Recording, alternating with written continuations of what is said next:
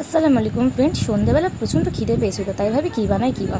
তারপর আমি আগে থেকে ভেজিয়ে রেখেছিলাম চাল ও সুজি। তারপর একটা মিক্সির ব্লেন্ডারে চাল ও সুজিটাকে দিয়ে দিয়েছি। তারপরে ভালো করে এটা ব্লেন্ড করে নেবো। দেখতে পাচ্ছি আমাদের ব্লেন্ড করা হয়ে গিয়েছে।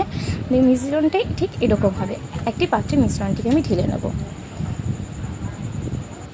তারপরে টমেটো, কাঁচা লঙ্কা, টমেটো দিয়ে পেঁয়াজ দিয়ে অল্প নুন দিয়ে জিরে মরিচ দিয়ে অল্প সামান্য একটু পরিমাণে সাদা রিফাইন তেল দেব।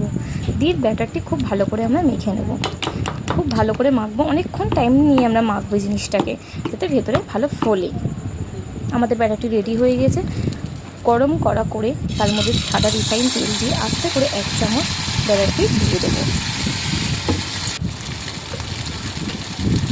দেখতে পাচ্ছ আমাদের জিনিসটি কত সুন্দর ফুলেছে। দিয়ে আস্তে লো ওভেনে দিয়ে আটা ভালো করে কুক করতে, যাতে ভেতর পর্যন্ত